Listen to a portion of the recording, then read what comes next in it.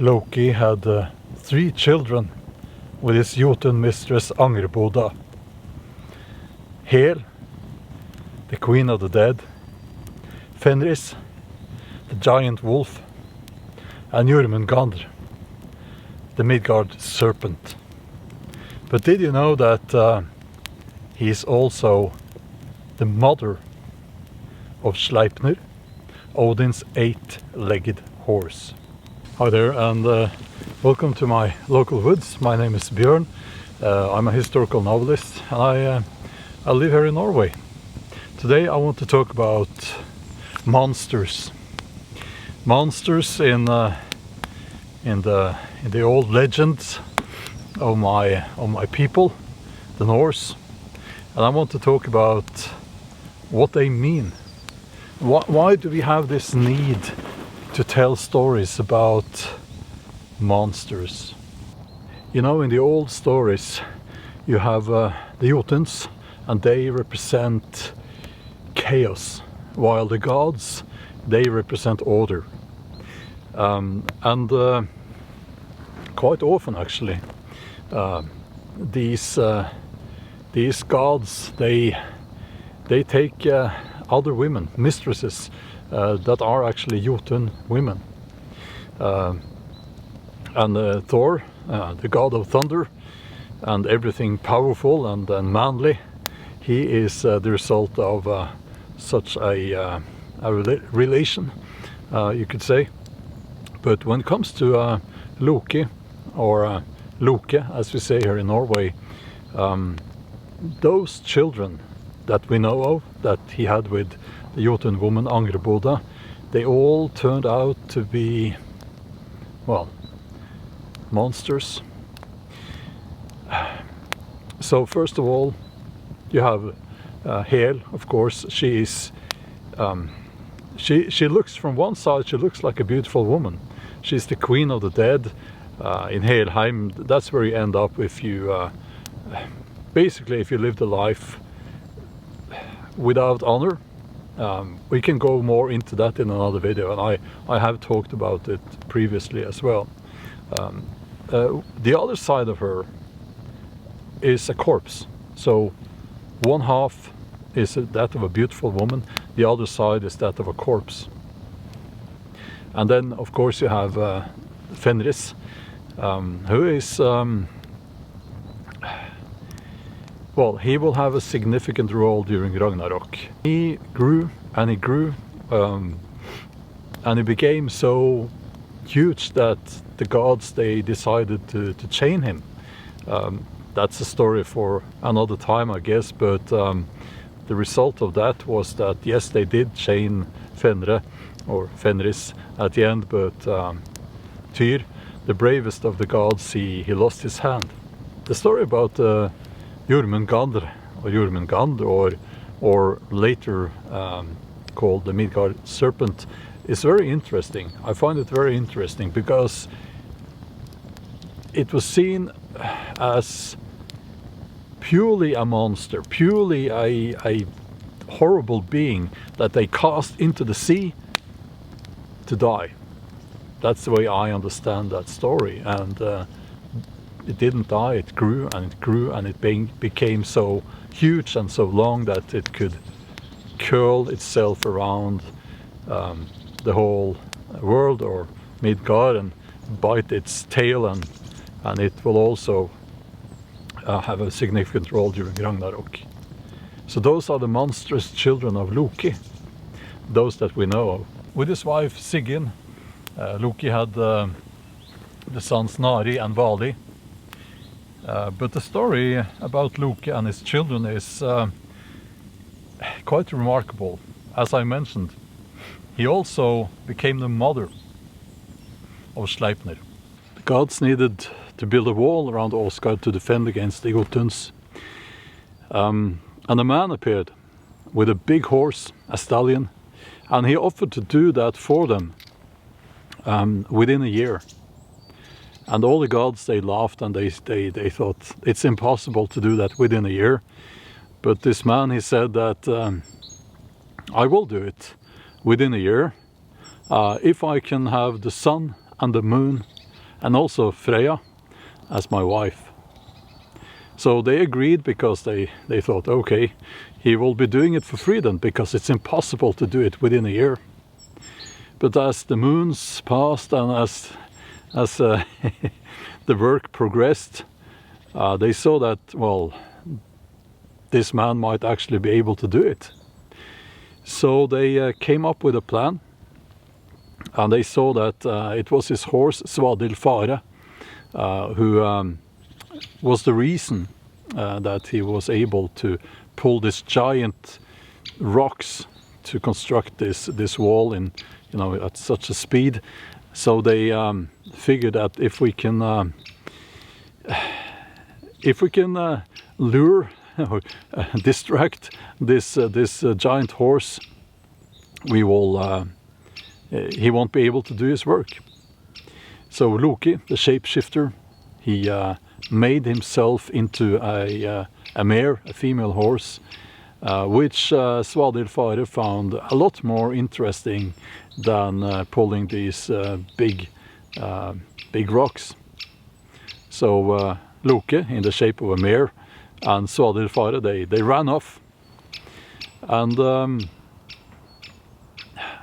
many moons later, Loki came back in his normal shape, but now he had with him a foal, an 8-legged foal, and that foal became Odin's 8-legged horse, Sleipnir.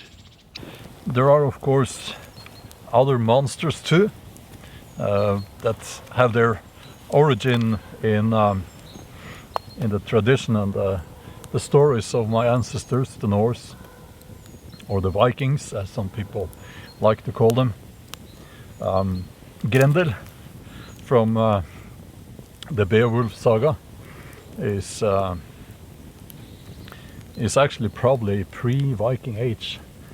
You have Kraken, the giant sea monster, which is not really Viking age, because it appeared right after the end of the Viking age, and it was mentioned, I believe, first.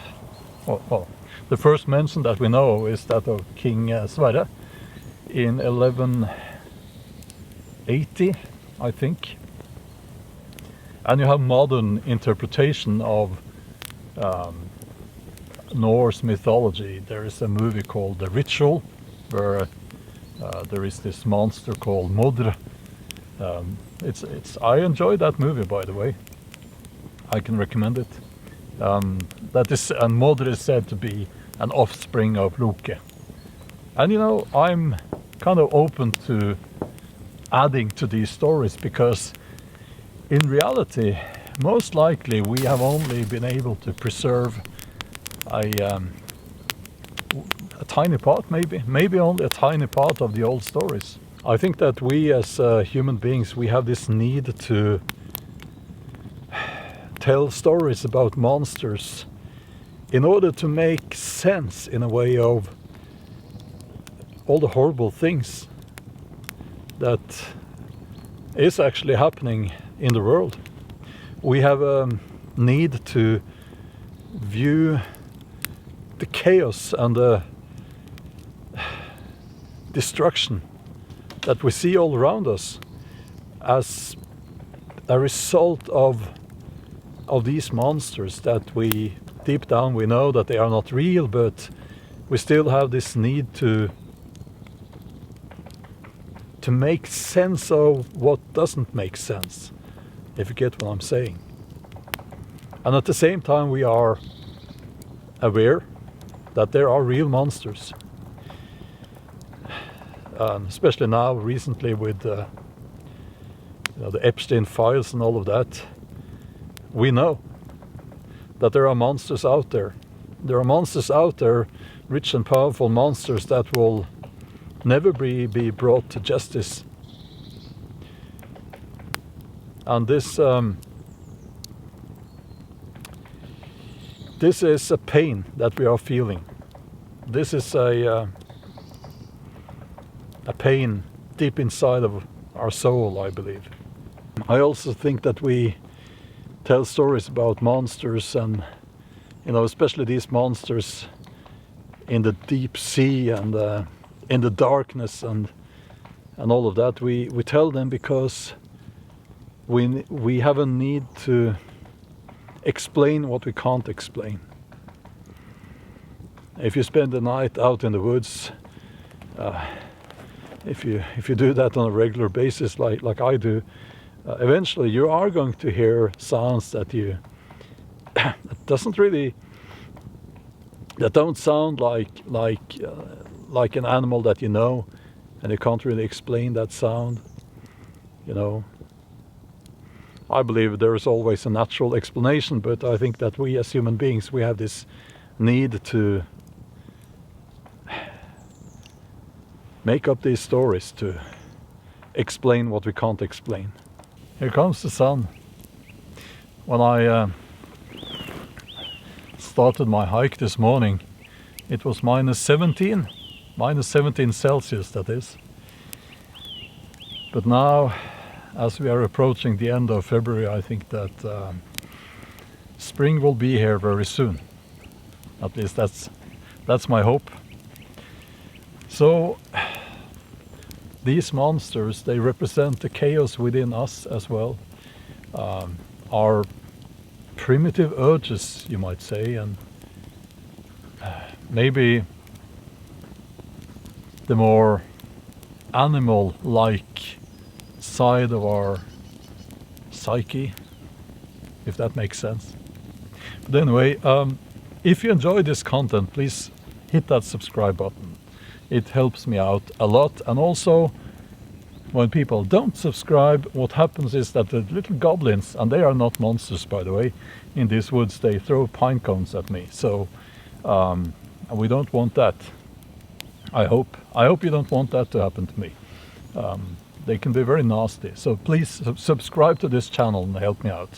And I upload videos every Saturday. Yeah. I can feel the warmth of the sun now. It's wonderful. Maybe we have a need to tell stories about monsters so that we can kind of put our fears in a box, so to speak, that we have these stories and we can talk about the monsters around the campfire and then move on to something else. Maybe it's an outlet for our fears, maybe. And I will also say that if you look into these stories, are these creatures really monsters? Who are the monsters here? It's like the story of Frankenstein. It's not the creature that is the monster in that story.